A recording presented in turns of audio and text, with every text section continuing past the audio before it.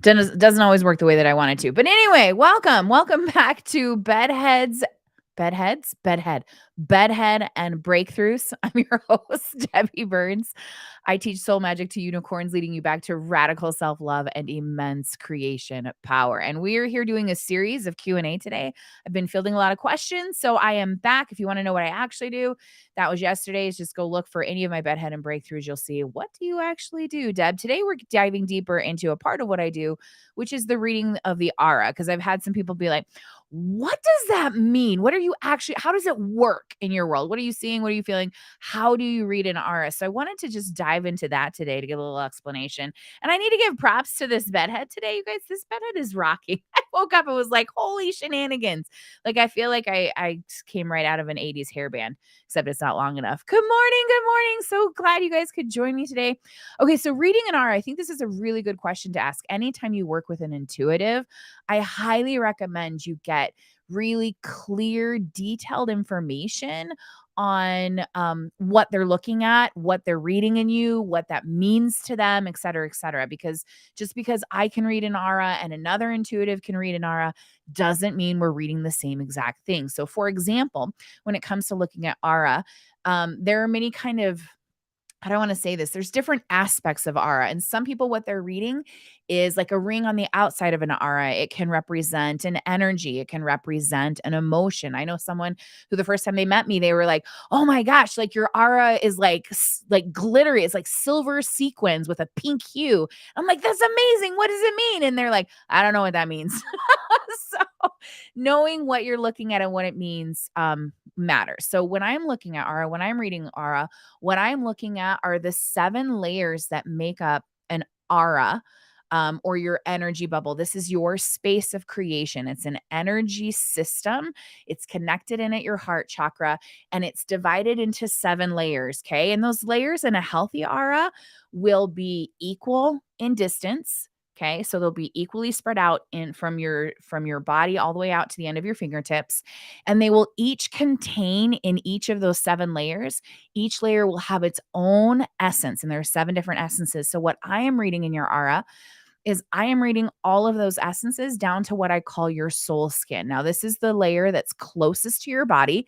It's that part of your aura I talked about yesterday that you bring with you from wherever you came from. It stays with you. It does not change in your entire life here, and you take it with you wherever you go next. Okay. So that is what I'm looking at. And when I'm working with people, even though we have 7 layers, the one that I'm most interested in is your soul skin. It has the most information about who you are, about what motivates you, what can trap you up, what's aligned behavior, what's shadow behavior. There is so much data here. Now, we can work with your other layers. There's information in those other layers, but I don't want to confuse you today. I don't want you to get in the depth of that. Know that you can. You do have 7 layers, but the one that I'm usually talking about is your soul skin, because that is the one that impacts everything else you do. And it tends to be the one that most people hide from. So, how does that work then? Me reading your aura, me reading through all of those layers and getting down to your soul skin, that never changing, that always constant part of you that kind of flavors everything else you do. For me, I'm a seer empath, which means that in interfacing with my gift, I'm gathering pictures. I'm a third eye seer, meaning I see images inside my mind, and I get feelings and impressions. So what that feels like to me as I step into space with someone is I automatically get some impressions up front about what colors, or what I see colors. Okay. So I should say that those essences will come with colors. And I'll get into the essences another day, I think. But essentially they follow the colors of the chakra. They are not connected to the chakra. It's not a one for one, but they follow the same colors. So you could be a red, orange, yellow, green, blue, purple. You can be a white, but we're not going to talk about it because then everybody thinks they're a white. They're not. Okay. But you can be any one of those colors at your soul skin. And what I'm looking for is what color is at your soul skin, and what color do you think you are? Okay. Or what color are you showing up as? And what I mean by that is that you have an essence that is yours, that you were born with, right? That's your soul skin. But many of us have been taught that it is unsafe to live in that essence. So, for example, I was born in essence of creation. My soul skin color is orange. Okay. So that's my essence at my core. It says a lot about me, gives me a lot of information, actually really, really helps you to love yourself because all those things that people are like, that's not okay. That's not okay. That's not okay. Turns out it's a natural part of my essence and it is okay. So anyway, and then during life, something teaches you that that's unsafe. So I learned in my growing up years, it was unsafe to be orange. It was unsafe to be a slightly chaotic and a little bit messy and super creative and super imaginative. That was unsafe. So I learned in my growing up years that the safe place to be was an essence of pattern. This is a very organized, very structured way to approach the world. And so I lived as an essence of pattern. I lived in this purple. So if you had met me years ago and if you could read aura, you'd be like, oh, Deb is living as a purple, even though she's really an orange. Okay. So what I'm doing when I meet with people, I hope you're following me. Feel free to throw in questions if you're not. But so as an aura reader, what I do is I get impressions. I get some ideas of some colors that are showing up in your aura that are the most dominant. Okay. And then what I do is I step into space with your soul. And what it feels like to me is it feels like I'm swimming upstream in a current. It feels like there's a current, an energy that's coming from you. And I'm swimming upstream in this energy. And as I'm swimming upstream in this energy, I'm having to pay attention to what layer I'm in, right? Because the farther out you go tells me a different layer. So as I step into your energy, I get an idea of what essence is out here. As I go farther in, I get an idea of what essence is like midway. And I get farther in and I can get all the way down to your soul skin. But also as I'm swimming through this energy, deciding how deep I am into your aura, I'm also running into any blocks, any rocks, any masks, anything that you have, any walls that you have up. So I'm swimming upstream in a current that is like moving past me. I'm trying to dodge, okay, the different debris that's sitting in your energy. And I'm also having to intuit and be aware of what is you pushing against me? What is old story trying to show up for you? And what is actually real? And so as I'm moving through here, I'm paying attention to the sensations that I'm getting.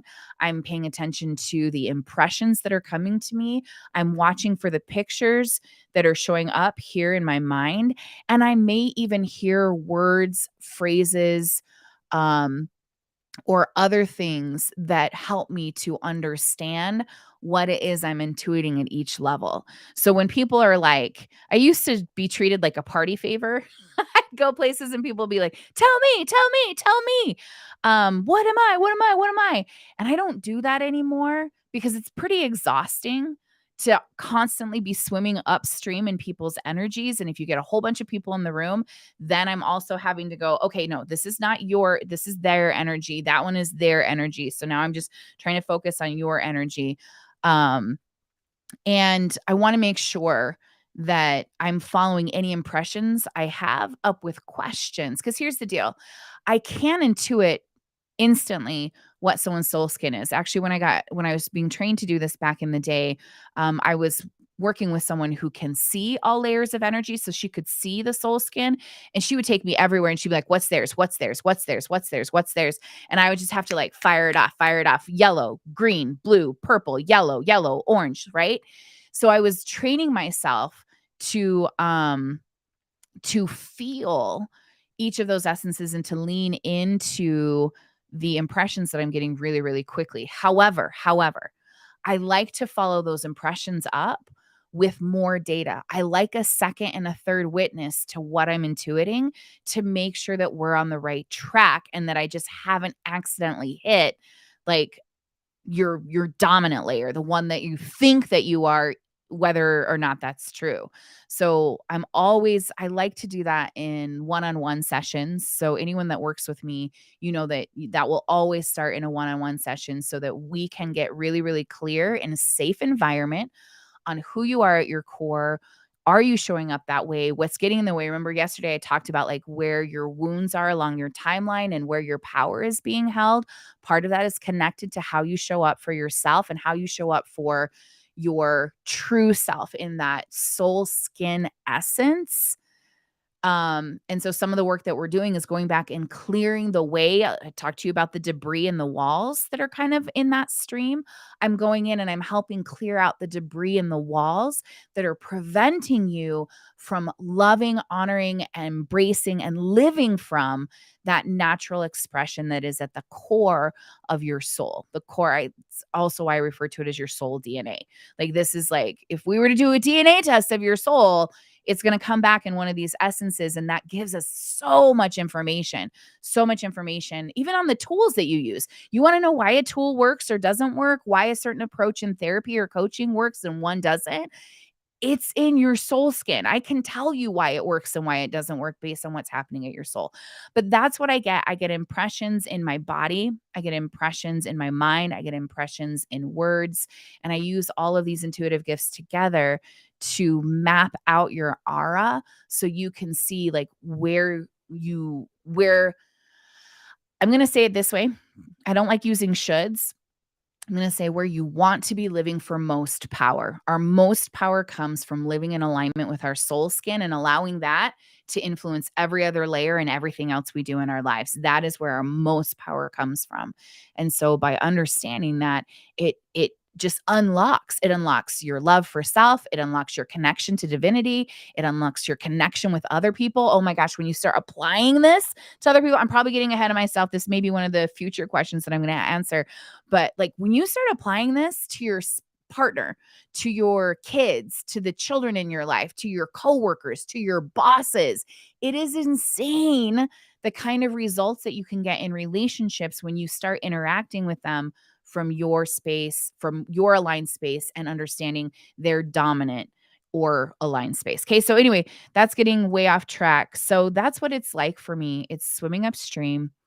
It's asking a lot of questions. It's paying attention to all the pictures and all of the feelings, and then zeroing in based on these multiple witnesses to confirm that initial impression that I have about your aura. Now, tomorrow, I already know the question. How do I tell the difference between each essence? Tomorrow, I'll talk about what that feels like, just so you know. I think tomorrow will be a shorter conversation. But yeah, thanks for joining me today. If you have any questions, I would love to know. Share in the comments. I'll come back and check those out. And if I missed it, go ahead and send me an email, debbie@debbieburns.me. I'm always happy to answer questions about this stuff. So thanks for being here today. That is what I'm doing. That is what I'm reading. I'm reading your space of creation. Your aura is your space where your world of creation and then what you create goes outside of you. And I'm getting down through all of those 7 layers to that core self. That's what I'm looking at in addition to the other layers, but that core self is the most important. Okay, I'm rambling now. Let me know if you have any other questions. Otherwise, what's today? Wednesday. I will see you tomorrow morning sometime. Like I said, I'm a waffle truck. I show up when I show up.